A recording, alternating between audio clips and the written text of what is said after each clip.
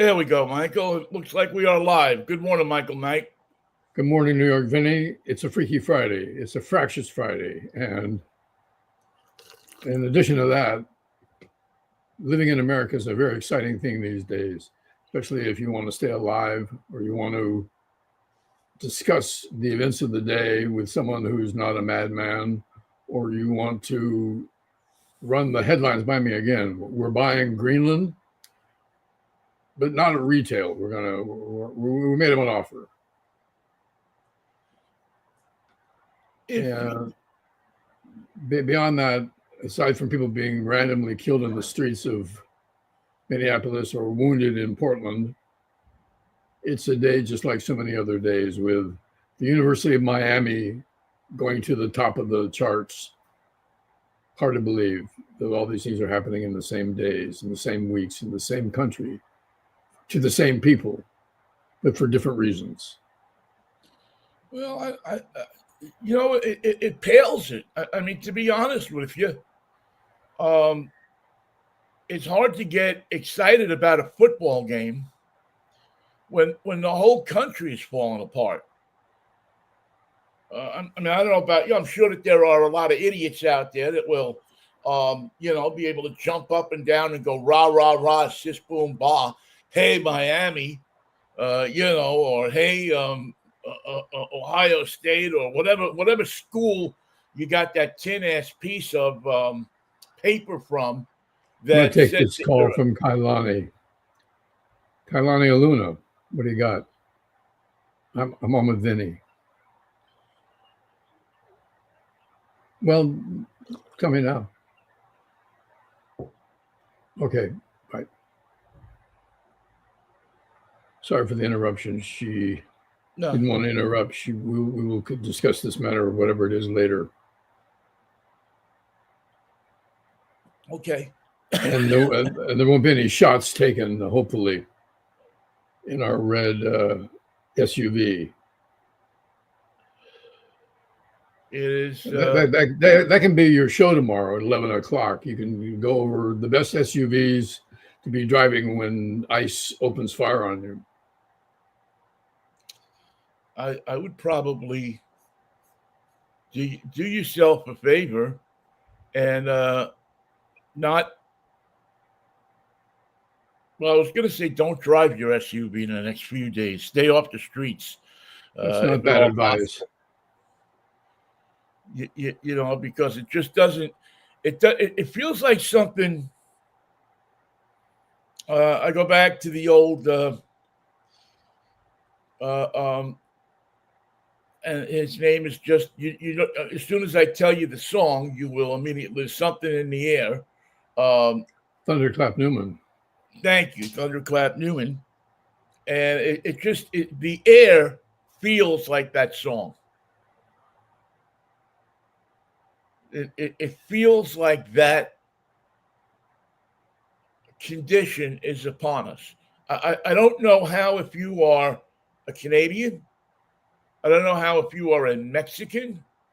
I don't know how if you are any government that abuts the United States, that has anything to do with the United States, that has a relationship with the United States, that's next to us, that's physically in our hemisphere. I don't understand how you can feel one iota of confidence right now that the full force of the United States military is going to be shown to you in some shape, manner, or form within the next 48 hours. If you put it in the air, we'll shoot it down. You put it in the ocean, we'll sink it. If you put it in the ground, we will take your oil and call it ours. By the way, the oil in Venezuela is underground, under the sea, and it's thick crude. It's not the kind of West Coast refined oil. It's very difficult to refine, very difficult to get, and expensive, as the executives that are meeting at the White House today are going to have to tell Donald Trump. It's expensive to take out of the ground because of where it is, and the return on it is not as lucrative is on West Coast crude, the beautiful gasoline that the world prefers and that refines beautifully. So Donald Trump, in his ignorance, has once again laid this at the feet of the oil industry and saying, look what I did for you. Everybody come to the White House. We're going to have a talk. We're going to decide what you're going to do and what I'm going to tell you to do and what we're going to do with the oil. The acquiring of that oil, however, is going to be expensive and difficult, and Donald Trump can't play that game. He doesn't understand that. This is beyond his comprehension. He says it's an oil deal. What could be strange about it? What needs to be explained to me? It's an oil deal. I do these all the time. I'm a negotiator. I'm going to tell the oil companies to get down there. They're going to take the oil. They're going to refine the oil. And then we're going to use some of that money maybe to rebuild Venezuela, give them nice sidewalks and put up new stop signs everywhere so that the pedestrians are safe. As soon as we get finished with Gaza, I mean, the first thing we have to do is we have to put the resorts in at Gaza, right? And you got to put the hotels up, or else there won't be any of that beachfront property going to waste. Right. I mean, you can say what you want to say, but the plan is, and I don't think that the Gazans are going to be too happy when you come along and say, well, you have to wait for the Gazans to get their hotels and stop signs and traffic lights and boulevardier and frontage roads. Don't forget the frontage roads. And you know, the traffic lights that move mechanically with the parrot on top, like you saw in Casablanca. I mean, they already said they wanted those. Yeah. They want that stuff. It's in the movie. Also, you know, Netanyahu came to town, and it's like he never showed up. It's like he never came here. He got a whiff of what Trump was talking about with Greenland and Mexico and Colombia, and of course Venezuela had been done. And he said, I'm getting out of here while my plane is still gassed up. We're not going to talk about any of these other items. We're not going to talk about Gaza, the Gaza Hotel, the Gaza Beachfront Hotel, the Gaza Flamingo Hotel, the Gaza Sahara Hotel, and don't forget the Gaza Hotel and the Trump Hotel. It's I don't know that there's any kind of master plan except take over, except to commandeer. I mean, you see any kind of and I mean it just seems like. Correct me if I'm wrong, okay? That's something that you've always been able to do quite well. Sometimes I don't see things the correct way. So you tell me if I'm wrong. My mind is saying to me right now that the President of the United States has this plan that within the next 12 months, he is going to do as much possible damage as he can do to anybody who is not a citizen of the United States. He is going to steal for his cronies. He is going to take from who he wants to take from. He is going to set things up in a new world order that will serve him and his family and his band of gypsies. And maybe there'll be some left over for some other people, maybe not. No, that would imply that he had enough of his own, and that can't happen. So I don't think there'll be much left over, Ben. Wouldn't count on that. It's like trying to have the last French fry after you let the seagulls have what they want. I look at it and I just say to myself that by the end of the year, that we will have so many people fighting so many wars and so many police actions in so many different places. And by the way, let me always mention something, Michael, that I always mention when this kind of stuff happens. It's not Pete Hegseth getting off his ass to go fight a war. It's not Donald Trump Jr. getting off his ass to fight a war. It's not the other shit for brains son, or the newest sociopath Jared. that no, not Jared, the other son, Buckley or Eric. whatever. No, Eric. no, the youngest one, the one that was supposed to be off limits.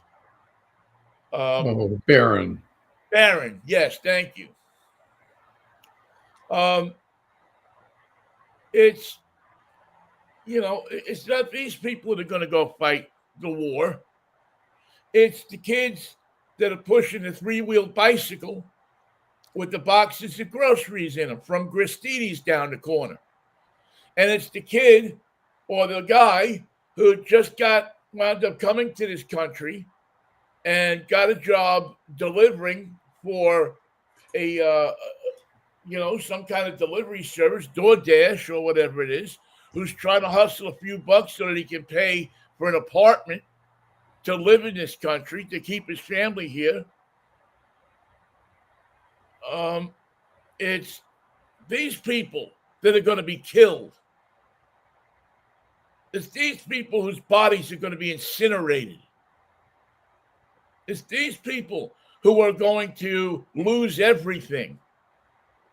Lose their daughters, lose their kids are going to lose their fathers. That's why Trump calls these people suckers. That's why the armed forces are made of suckers and losers. And if you don't go along with the plan, well, then you're anti-American and we'll send you back to where you came from. Not ever considering the fact that where you came from might be a mite better than where you are now. And if you notice, the U.S. Armed Services, the Pentagon, the Joint Chiefs, not a peep, not a word, not a correction to be made. They're happy to serve. They're happy to attack. They're happy to load their weapons and use them. They've been dying to use them since they went to West Point. They wanted to crank those mothers up and blow somebody the fuck away. And now they get to do it with innocent Venezuelans that have nothing to fight with and no army to speak of. Sink their ordnance, take their guns, fuck over their tanks, steal their oil, blow up their cities. Not a word about legal or orders that are meant to be followed. Not a word of explanation. Not a word. Nobody calls them to bring their video and show us how you did this. What about the ships that you blew up? What about the tankers that you seized? How did you do it? Where did you get the order? Who told you to do it? We're not even sure who did it. If the army won't do it, they send in the CIA black ops guys, the black helicopters, and they'll do it. They're dying to get their hands on somebody. They don't much care who. The people who would have said something are either dead or hiding or dismissed. Remember, they a fired guy a lot of generals. A guy like Dick Cheney, who would have opened his mouth at one point, and even that phrase to come across the lip is astonishing all in itself. It'll take a generation to put back what Trump has destroyed. Probably more than a generation. We won't see it. Our kids won't see it. And that's if they do it, because this idea of who's going to stop him has still never been answered. There's not one person that is prepared to stop him in a legal sense. That's why everyone is saying somebody's going to have to kill this guy. Somebody's going to have to take him out. Someone's going to have to stop him. He will not stop until he is stopped, until somebody physically stops him. And I don't. Not endorsing murder. Let's not. Yeah, Michael. Let's not get into that. But you know perfectly well. You feel like having some fucking cops at your door. I don't. They were here already this week. Um, but something, somewhere, somehow, somebody is going to have to grow a pair of nuts and do something. It won't be the Republicans. When the government was shut down, they left Washington for 2 months. They just left the city. They had nothing to do. They had no bills that they wanted to work on, no projects that needed seeing to, no element of governance that needed attention. Well, they just left. Because they've gotten what they wanted. The Republicans for years, when the Democrats were running things in their vague and insular way, always said, "Well, we should do a much better job. Let us show you how to run this government. Let us show you how we can make it work. We can make it work so much better. Everybody will get their fair share of the pie."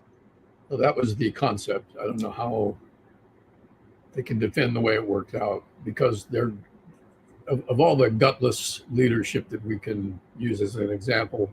I don't think anything matches what the U.S. Senate and the House of Representatives have managed to not do. They don't concern themselves with anything. They lie and make up stories as fast as they can.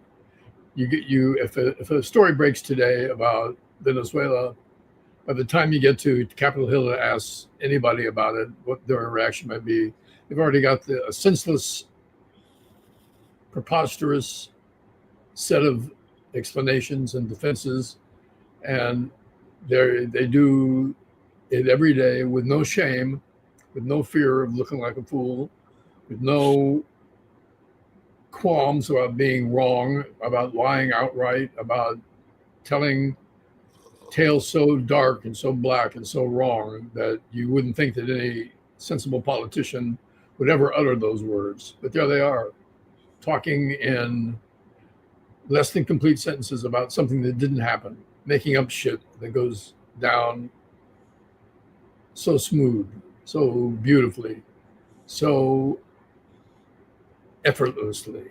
They can't find the brakes, Vinnie. They go right into the defense. And that's how Christine Nome can say the guy got hit by a truck.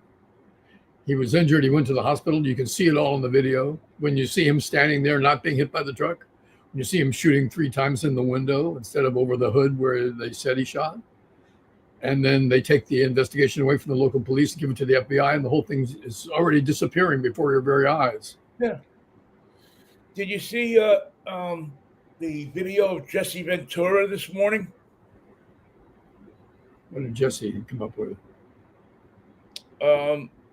Jesse was caught coming out of his alma mater, a high school in somewhere in Minnesota, and basically said that this is an illegal takeover of our government. That these people, this Republican administration, has decided that they're going to run this thing unconstitutionally. They have no respect for the law. That the United States of America, as we know it, ceased to exist on January 6th. And when they let those people walk, when those people on January 6th of 2016, when those people were pardoned, when they were let walk, when they were allowed to do, and suffer no consequences for what they did, that it was basically the day that the United States tossed in the towel and died. That there is, in essence, a loosely scattered bunch of laws that are on the books that can be now obeyed or disobeyed, depending not on what's on the books, but depending on who you know, how much money you have, and how much power your friends have. And that's it. That's what it is about now. It is no longer have anything to do with anything else. And you can use whatever you want to use as an excuse. You can use Black Lives Matter. You can use defund the police. You can throw out every jingoistic term that the men who are so busy on Madison Avenue can throw out there and feed you through the available channels of social media. But they are out there for your perusal. They are out there for you to listen to, and they are out there for people to spread around. Something for each of you to believe. And this is what, until somebody takes charge, until somebody says that we need to return to the principles and the law that this country was founded on, that this is our present situation. It is not when it will happen. It has happened. So, and there's another element to the checks and balances of our system that isn't working, and that's the courts. The Supreme Court has made itself plain, made itself understood, made itself clear that it's here to interpret the future, not the Constitution. It's just putting everything in its place for the future. When Donald Trump, it will be allowed to run for his third term. When the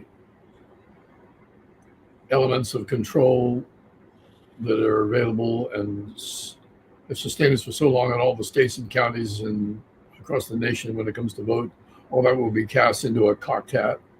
The secret police will be called out in all the major cities. The idea there would be to preserve the chaos long enough to screw up the elections. And to get to that next election in 2028. The election can't happen today, folks, because we got a little trouble at headquarters. We'll do it in a year or two. You'll be the first to know. We'll let you know. Everybody should vote, but not today, and not now, and not for the presidency. We got that taken care of. We did a shortcut, and it's a lot smoother this way. I think you'll like it. I think America's going to love this new idea of no votes. No votes will be counted. No votes will be cast. And when we do have elections, we'll let you know in advance. Yeah. As a matter of fact, you won't even have to leave the house. You just press that little button on the side of your television set. That's all you got to do. And tune in the next morning, and we'll give you all of the numbers that we've constructed, that we've come up with this whole new system. You're going to love it. You don't have to move off your fat ass and go to a polling place. As a matter of fact, we'd like it much better if you didn't go to a polling place. And there'll be a housewife walk right up to the camera and saying, I love Donald Trump because he says what he thinks. That's why. That's why I love him. He's a straight shooter. You can count on him. He's a businessman and a negotiator. He's the man who should have won the Nobel Peace Prize because, after all, he ended 9 wars, but then he started 3 more really quick. And who would have thought that Greenland was represented such a threat to America? But there it is, sitting there big and frozen and right in the middle of the road. Well, I had that smelly ass fish that they would eat, and good Lord knows that we don't want those people eating that fish. As a matter of fact, President Trump has just ordered that the filet of fish sandwich be taken off of the menu. What about gefilte fish? At all McDonald's. Gefilte fish? Is that out of the deli? Especially gefilte fish. That's gone. Make your day a little bit brighter. Go get yourself a jar of Vita. That's gone, man. That pickled herring, gone. We don't want any of that. Anchovies, off the pizza menu. Oh dear. That's gonna I'm not sure I can live like that. Caesar salad, fuck those Italians. it's an extra charge because they bring it to your table to prepare it. They toss it right at your table.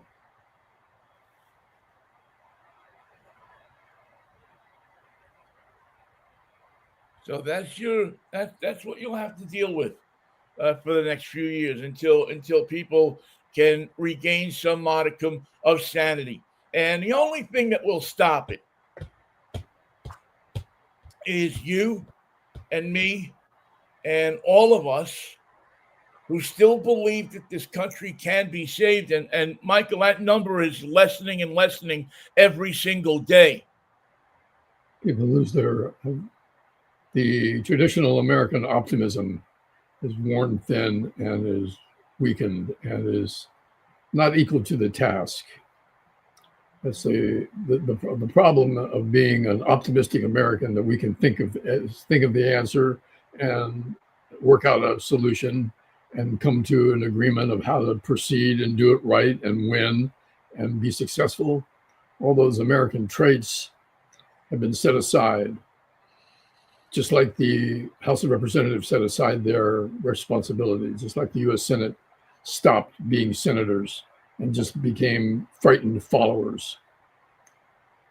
Well, you and me and all of us who believe that this country can be saved, that there is a place for us to fashion out a continuation of what we believe is a constitutional government,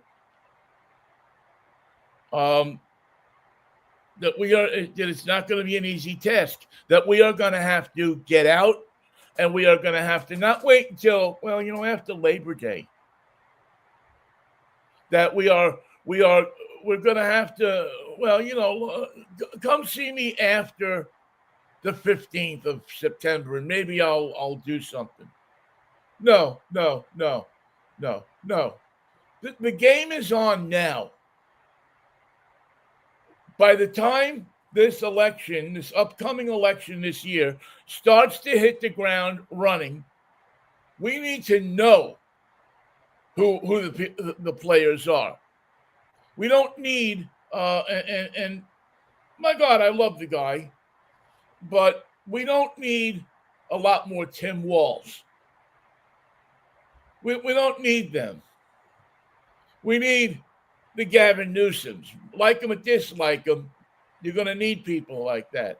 You're going to need people who are willing to stand up and say what they believe in. And if it pisses off a few people, then so be it. This is not going to be about political correctness. This is not going to be about, we certainly don't want to make sure that we, don't offend certain people, and we don't. Chuck Schumer is concerned and afraid. He's concerned and very worried. So I don't think we need any more defense than that, Vinnie. Chuck Schumer will handle it as he has. Chuck Schumer has eaten from the trough. He has, as they say, he has wet his beak. And it is time for Chuck Schumer to step aside. I'm not saying he should resign his office, but it is up to us and to those who want to save this country to find the people who are going to do that. It is time for the people in the Democratic Party who are not afraid of stepping on some toes and who are saying we are going to have to step on some toes in order to save our party and to save our country. These midterm elections that are going to change the face of this country one way or the other, maybe more than one way, have to represent people's wishes to save their nation. It's a situation where it's vital that the issues be discussed realistically and desperately and emotionally, so that everyone understands this is your shot. You want to put things back, on the shelf. It's not going to be easy, but it begins with your vote. It begins with your commitment to change and to lead to the legality of the change, and the laws and the efforts that are made plain in the Senate and the House have to be able to pass the smell test. They have to be as illegal as Trump was. That's how extra legal the Democrat solution has to be. It has to be real, and it has to be genuinely powerful, and it has to be instituted quickly. Well, no hesitation. we're going to have to, people are going to have spelled out to them what the plan is, how the plan is. It can't be a bunch of people just standing up there and saying, well, Trump is so bad for you. You have to know that already. That's a given, and 30% are going to vote for him anyway. Right. We have to get past that Trump is this and Trump is that, and we're going to call him names, and we're going to do this. And he's the orange hair. This no. What is your plan to take this situation that we have let ourselves get into and make it a situation that will find equity for people, that will find an ability for people to say, yeah, maybe I don't agree with that 100%, but give me the 75% that I agree with, and let's start going there. Let's start getting it done. That for people to come out of their house and to drive to a school and be shot and killed while they're driving to a school is wrong. By someone who the vice president says has total immunity. They don't. It's a lie. It was a story. It was a terrible thing to say. But he said it anyway yesterday, that the people working for ICE right now has total immunity. I mean, this hillbilly scumbag doesn't know what he's talking about. My law degree is better than his law degree. And I got mine from the International Correspondence School. It's a good school. They got a great football team. A good refrigerator repair unit as well. And if you don't care about your country enough to give up 6 or 8 or a year of your lives and go out there and talk to people, to stand on street corners on cold nights, to explain to people how this should work, to stop and talk to people at a coffee shop and tell them why it should work, to butt in on conversations. If you can't do that, then you know what? Pack your satchel and head for Venezuela or for Colombia or for whatever country you want to head toward. And maybe you'll have a United States to come back to. Maybe you won't.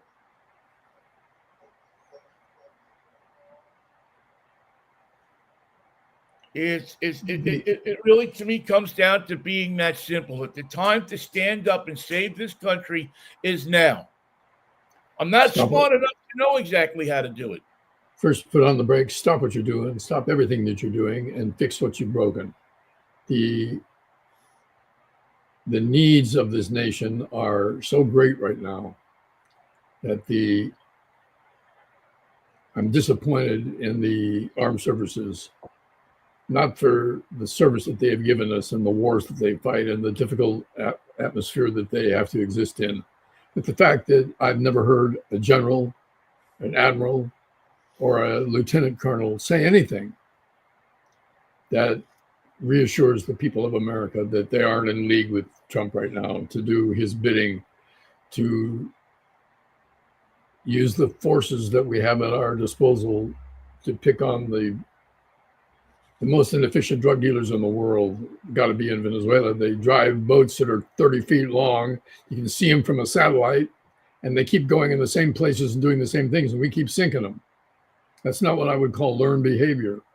That's not executives making decisions in a global drug trade that is bringing in millions of dollars. That's the work of idiots. Anybody could have shot them down. The damn American Coast Guard is equal to the task. And how can they put another crew on another boat and send them across the same Gulf of America to be sunk by the CIA, the Coast Guard, the U.S. Navy, the Air Force, whoever is out there that day? And who's the commanding officer who's doing the bidding of Trump? Where's the meetings in the Pentagon where these things are discussed and financed and planned? Where's all that taking place? Because we have no idea. Yeah, where's the openness of it all? It happens the next day. We hear about it the next day, or we don't.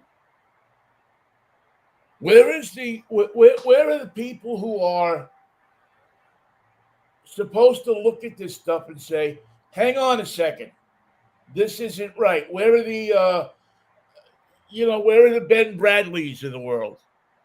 Where is that generation of people that you may not have agreed with all the time, and they may have been on Nixon's side sometimes, and they may have in some ways screwed things up.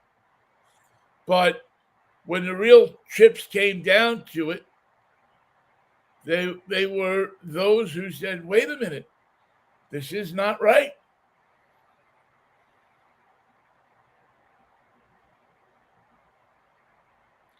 Because if we don't start doing that. And the instability is working elsewhere as well. Obviously, Ukraine is a great example of a war that we were involved with, that we had staved off, that we had financed the opposition to, and now we've given up on it. We don't know what the hell's going on in Ukraine. We don't know what the hell's going on in Iran. They turned off their internet, and they turned off their connective media with the rest of the world because they screwed up the economy so bad that the people there are revolting against killers in the street. The fabric of society is deteriorated to the point where the government had to, as a safety, for their own safety, turned off the internet today. And the streets are on fire and the neighborhoods are burning and Tehran is up for grabs. It's a perfect situation for Israel to get involved in. Well, yeah, and you feel that coming. Yes. You feel it. I mean, you can feel it in your bones because he sees the opportunity. Right, Netanyahu is going to say, is going to go to Trump and say, "Look, we can fix this in one afternoon." You said you'd do it after you built the Gaza hotel. Now let's do it reverse. Let's destroy Iran now, and then we'll build the Gaza hotel next week. Let's just let's lob a few nukes in there and level the place. It's the perfect opportunity. And we'll be safe. And we'll be safe. I don't know. Did you see this report that came out from Ukraine last night? And I don't know how true it was. So I really didn't. I'm even a little hesitant to say it because I haven't seen it in anything else but a couple of reports from one of them might have been Reuters. So I'll take that as a reliable source, that the Ukrainians or somebody have been lobbing nuclear type. Oh, no, it's the other way around. Russia has been lobbing nuclear type or delivery systems for nuclear type weapons into Ukraine. I haven't heard that. So, in other words, Putin is looking at a chance for him to turn around and say, well, maybe this is about the time that we should turn things around. And so what? If we drop a dirty bomb in somewhere in we don't even have to hit one of their major cities. We can we can knock off Venezia. We can knock off some city that's not that well known. That's not that but we can do it, and we can show them that we have it. It is a utilizing a new nuclear capable hypersonic ballistic missile known as the Kreshnik, and they're using it to attack Ukraine from Russia. Based on reports, massive unconventional aerial attack on the Ukraine using a new nuclear capable, it's not carrying a nuclear weapon, hypersonic ballistic missile known as the Oreshnik. Well, it doesn't sound like something you'd like to be in the vicinity of when it went off.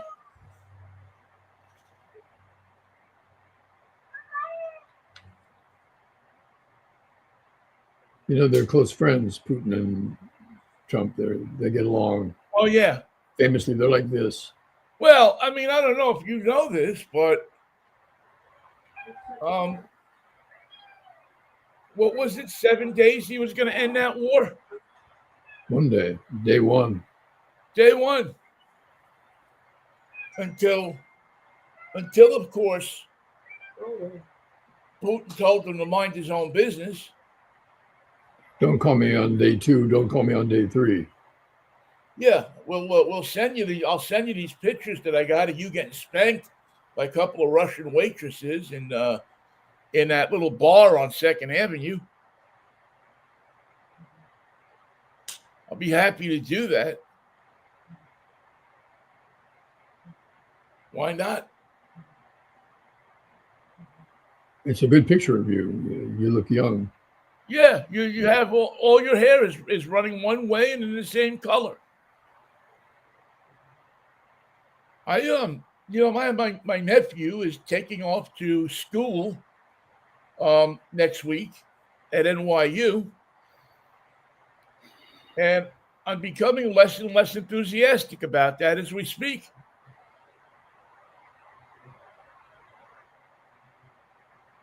You have concerns for his safety in New York? Well, I'm concerned for his safety in New York. I'm concerned for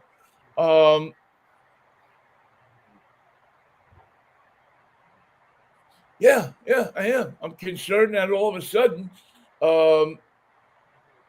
you may get Putin, who decides that, well, let me show Donald what I got. He's distracted right now. He's paying attention to Venezuela, and he's meeting with all the oil companies to try and figure out how to get the oil out of the ground. Well, how to clean that oil up. I know about dirty oil. I used to work. I made the deal. Now you oil companies go down there and get the oil, and we'll one for me, one for you, one for me, one for you, 2 for me, 1 for you.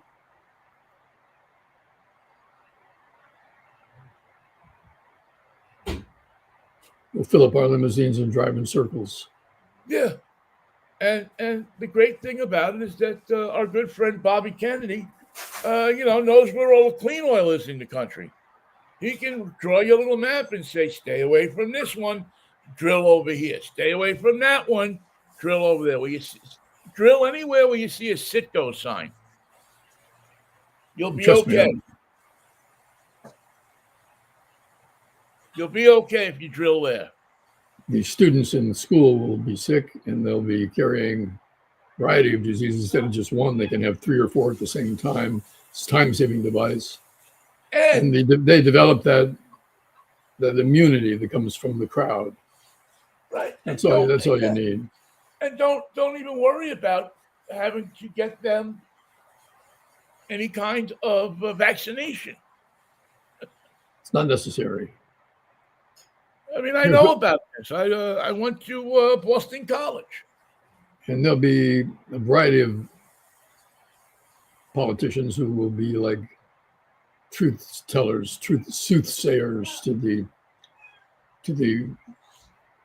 few who will be willing to listen to them, like the mayor of Minneapolis who said, "Get the fuck out of our town. What you're talking about is bullshit. Just get the fuck out of our town. Go and keep going. Get into your jeeps. Get your masks and your strange little uniforms. Get your government agencies and your secret police. Get in the car. Get in your SUVs, and get the fuck out of our city. Go and keep going." That's what they need to hear, and that's all they need to hear. They're not welcome. They're not American. They're not safe. They're not legal. They're not. Get.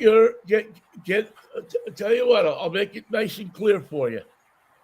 A little too late for this weekend, but next weekend we have the big football stadium that isn't being used this time of year because the Vikings have decided that we had our once every 10-year shot at the playoffs. So why don't you come on up here, drive across country, drive up from the south, we'll turn the heat on in the building. You can camp on the field if you like. And let's see if we can pack 100,000 people into this place with nothing but the with the extreme message of get the fuck out of our town. Even though it's not really our town, get your INS and LSD and EPA and whatever else you got. PDQ. Get them out of our town. We don't need you here. You're going to miss them when they're gone, though, because being randomly pushed on the sidewalk when it's icy and snowy is a real wake-up call. It's nice to have a grandpa and a housewife getting pushed by armed secret police randomly on the street in Minneapolis on a snowy, icy day. Just keeps you in the game, keeps you alert, keeps you on your feet, keeps you aware of those people around you. And there's nothing like the refreshing slap in the face of armed men harassing children and housewives, going to public schools and screwing up their recess and their lunchtime. Yeah. This is what America has come to. This is what this is our country. This is what Miller has brought us. I've never been so embarrassed. And I've lived through some pretty embarrassing times as an American citizen. I've lived through some pretty great ones. But I've lived through some pretty embarrassing times. Now, I just saw I just saw not but a couple of seconds ago here that Stephen Miller has told the New York Times that we're going to have to do some things that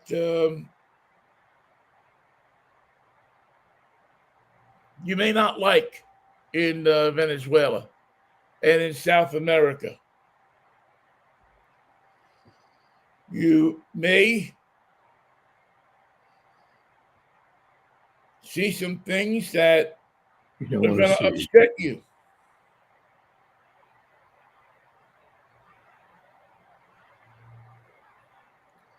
It's South America. I mean, they're used to this. They're very adaptable. They put up with dictators and despots all the time, strongmen, military juntas. They're used to it. And so when we bring our brand of the same thing down, it's just going to be accepted. It's going to be a few uncomfortable days, but they'll get over it, and so will you. Yeah, if you can bring a Noriega, if you can bring I'm trying to think of a Daniel Ortega. Juan Perón. Yeah, that's a name you haven't heard in a while, huh? if you can bring some of the people of that ilk, Pinochet. Pinochet, he's always his name always fosters good feelings among men.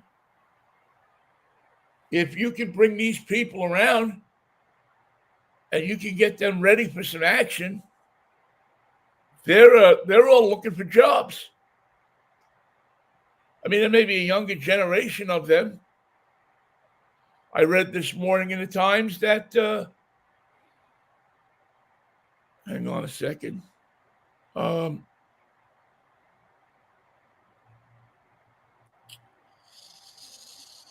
all right, where was it? I was reading it that you must that we are going to our next country that we are looking at is Cuba.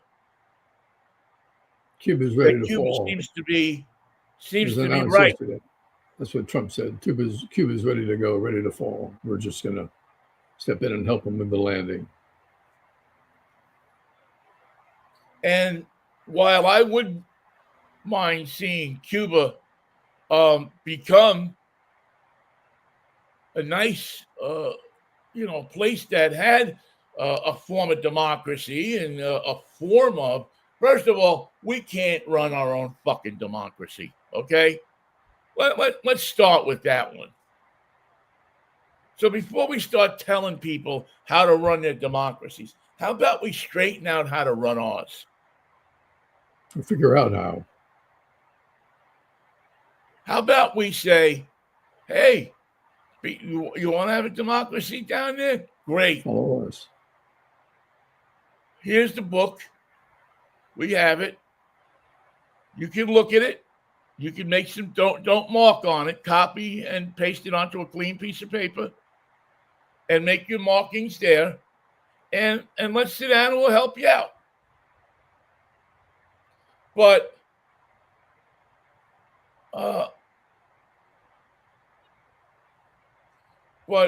let's not tell them how to do it, because we're having a trouble here. We're having trouble doing our own democracy. We came up with this system and we can't even run it. And so maybe what even could be a much more try this on for size idea is, how about we all sit in a room and say what would work best for everybody? How could we come up with something that might be beneficial so that people in many places would get some freedom of speech, some beneficial economic situations, some health care, to bring their standard of living up? You don't want that Kennedy health care. That's something that's just for Americans.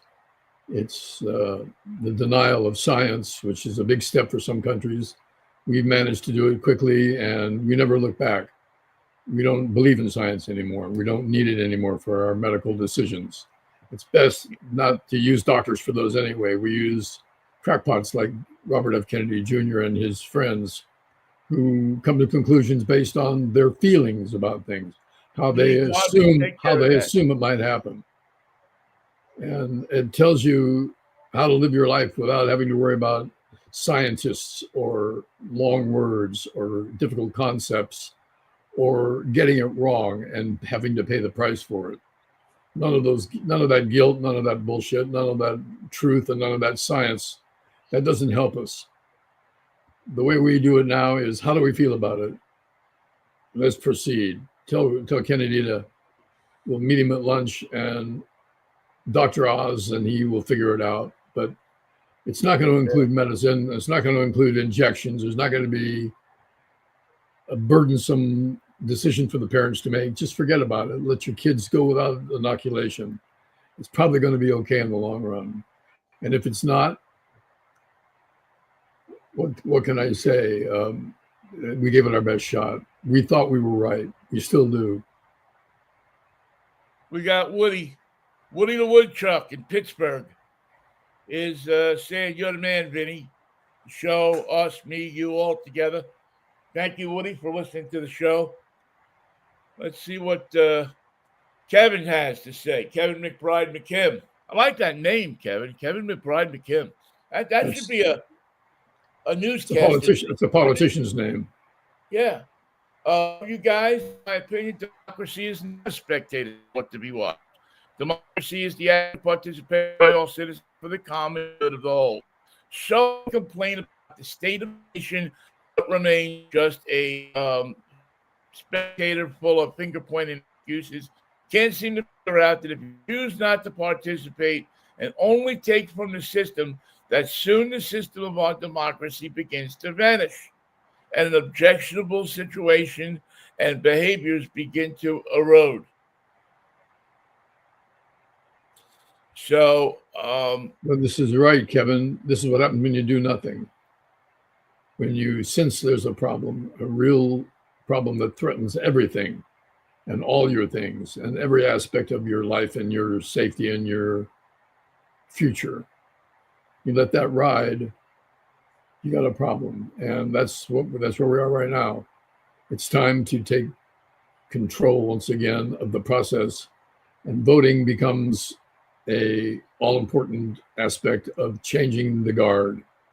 Out with the old, out with them, out into the street with them, and bring in a new set of representatives who represent the needs of the people that they, in their state, in their district. Their Senate actually functions.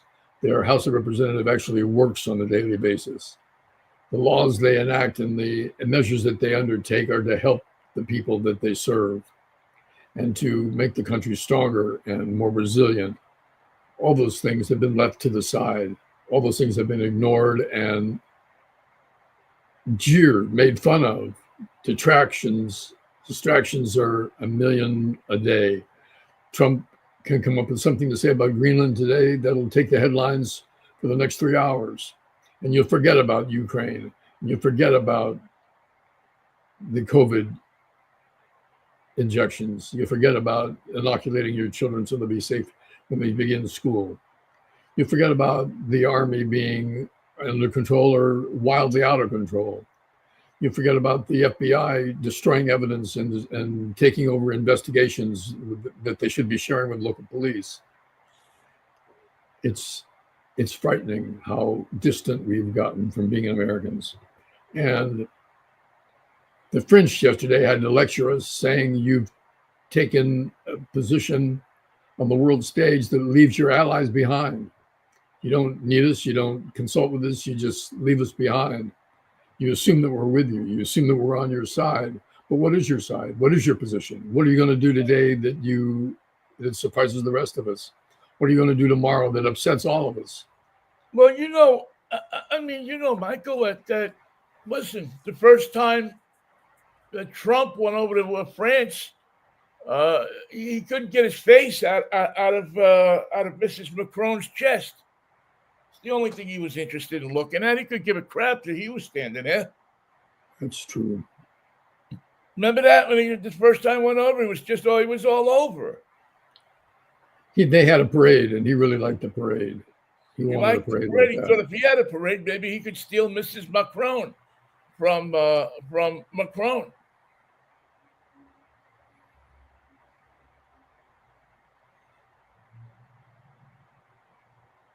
Absolute embarrassment.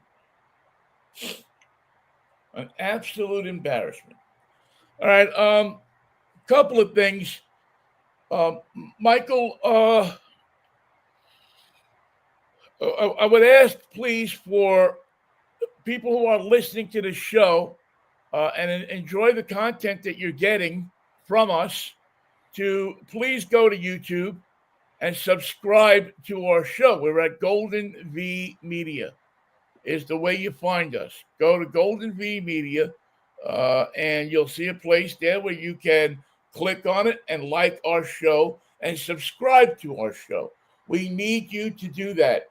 We don't charge you anything for this fine content, nor probably should we without being investigated by the Federal Trade Commission, although they're busy doing something right now anyway. It'd be But cool. if you could do that, it would help us out in us trying to grow our channel. And with all of the AI stuff that's going on these days, as I learn more and more about trying to grow this channel and trying to make um, something better for us, a forum, which I believe is really going to be a place where we will be able to have a place to find true information out about politics going into this midterm election and to express your views. It is becoming more and more important for you and I and everybody to have this avenue where we can talk to each other. So please tell your friends, send them an email, give them the link, uh, have them go to Golden V Media, and please subscribe to us. Please, um, it takes a second, and it will help us immensely. So that's the one thing. Number two, We thank we you in got drive advance. time. We go what? I'm sorry, what were you going to say, Michael? I'm saying it'd be much appreciated.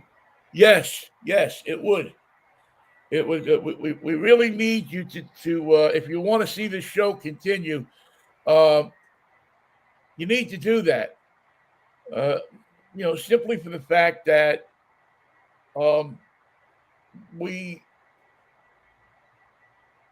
it's becoming more and more expensive for me to run this show, to do this show, to put in the money that it takes to keep this show on more than just a one channel.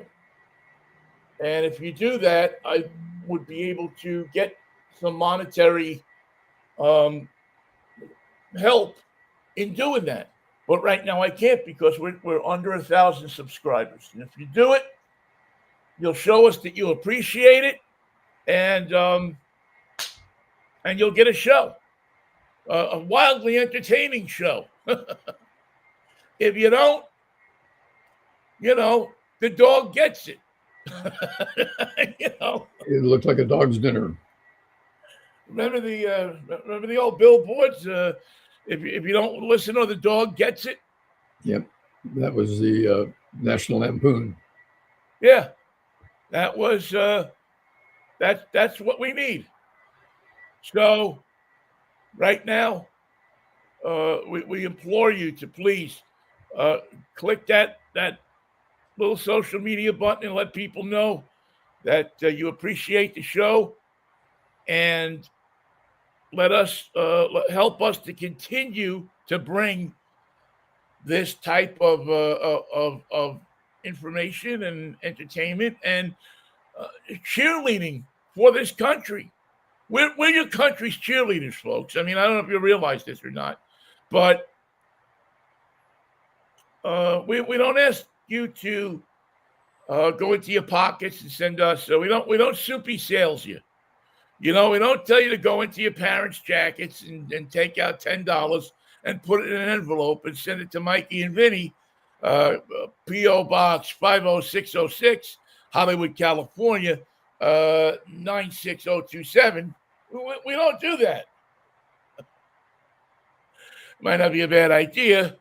That's not if you're going to send us money, that's not the address. So send it to the right place so we can get it at least. Right. Please, and there are better ways to do it. But the idea is that this coming year is going to be a tough one for people.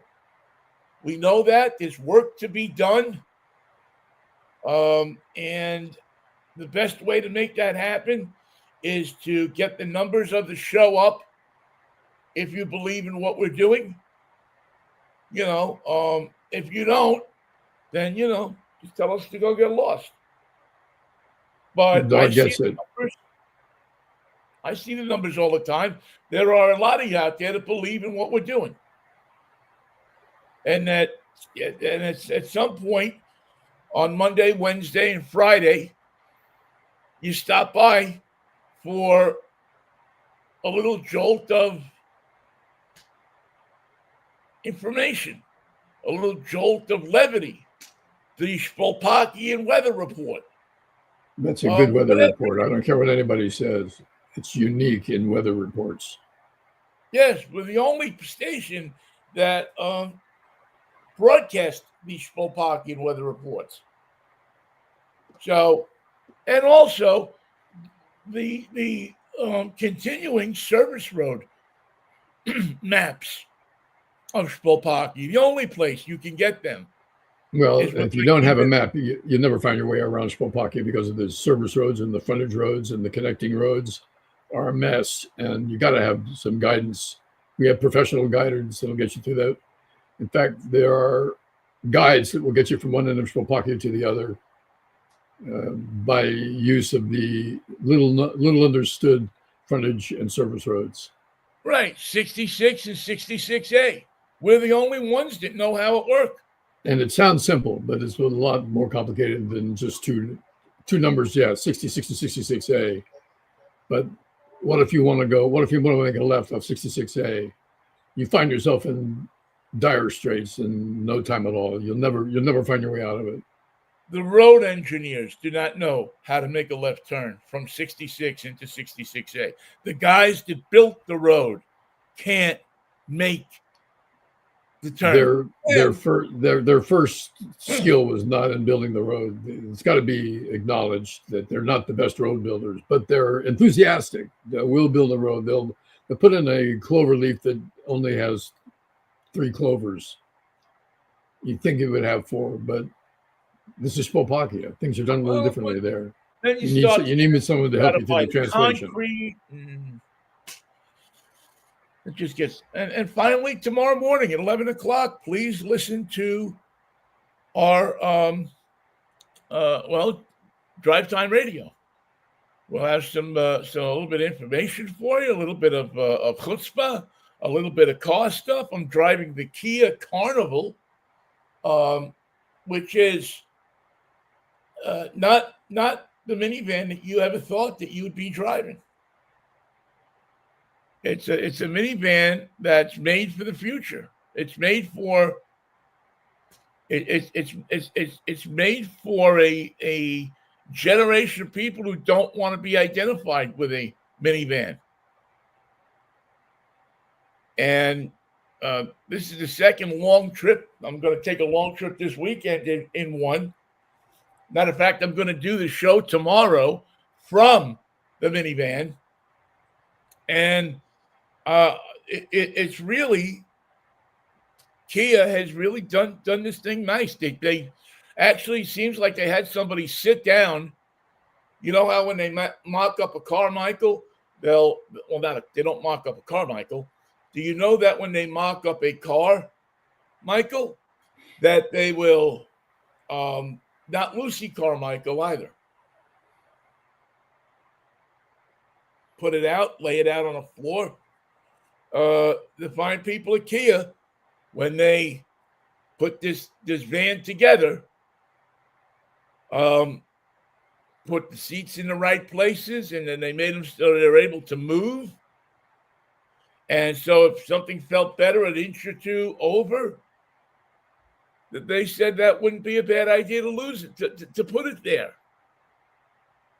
Why should we be bound by tradition? This is also the week that the Chinese non-electric car became number 1 in the world, passing Tesla. Yes. Let that be a lesson to your market-drawn conspiracies. We spoke about that last week on Drive Time, that for the first time, the number 1 selling car in the world is not a Ford F-150 truck. It is, in fact, a Tesla. It is a Tesla. No, so let me back up. I'm mixing two things up. It is a BYD, which is the Chinese electric car company. It's been around for a long time. Made by the Chinese army. Made by the Chinese army in anger in the middle of the night. Yeah, they got pissed off one night and said, "Bring me a cup of bring me a couple of batteries. Bring me some seats. I think you have a battery charger in there somewhere. Bring me 4 lights, 2 of them red, 2 of them white. Bring me a shrubbery. Don't forget that. Bring me 4 rubber, what do you, Espanol de Gomez, tires. Bring me 4 tires. And don't Can you exclude get by? it. Can you get by with? Can you get by with 3? No, you got to bring 4. Okay. You'll find that balance will be very important for this vehicle. Will it take gas from Venezuela? No. As a matter of fact, that's the endearing component of this vehicle is that it will take no gas from nary a country. Sorry, Venezuela. Your But we timing, didn't want to leave Venezuela, ourselves open. couldn't have been worse, Venezuela, for timing. But what are you going to do? So do that stuff. And join us tomorrow morning at 11 o'clock, California time or Washington time or West Coast time. And then we'll explain it all to you once again with pictures.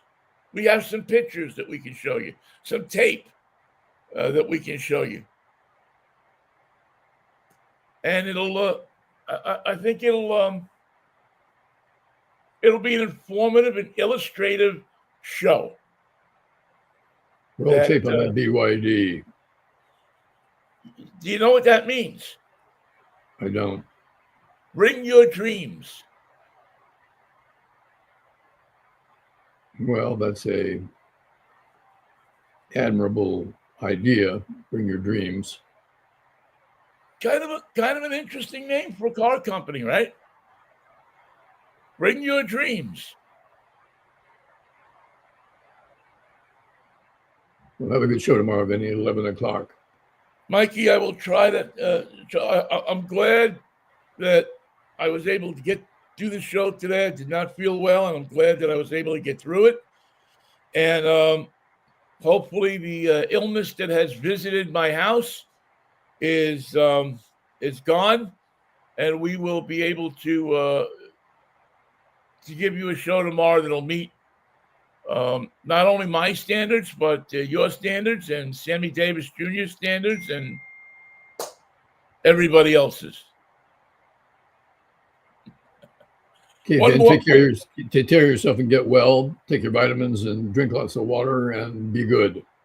I will. One more thing before we go. We do have to RIP the Pittsburgh Post-Gazette, the daily newspaper that was in Pittsburgh for hundreds of years.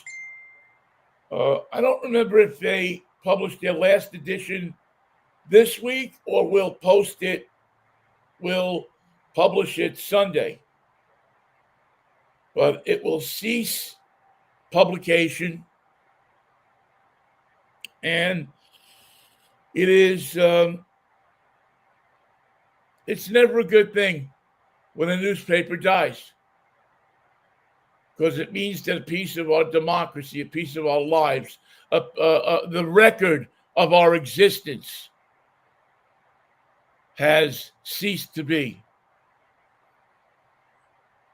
And people getting 3 quotes checked for accuracy before printing will cease to be.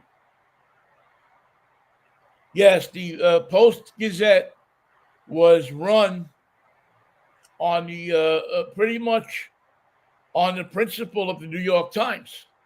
I believe for a time it was owned by the New York Times.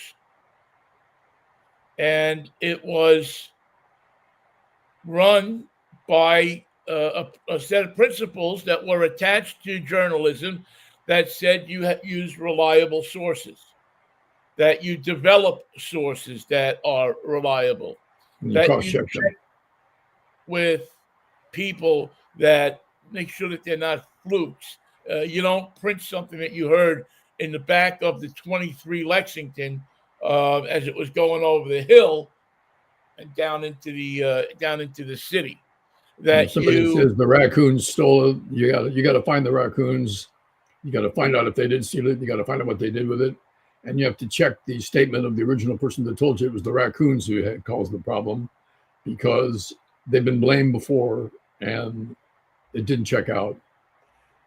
Checking it out, that's the hard part. And the who, what, where, when, and how is hard enough. But checking out your sources, checking out your quotes, checking out the facts are a time-honored element of journalism.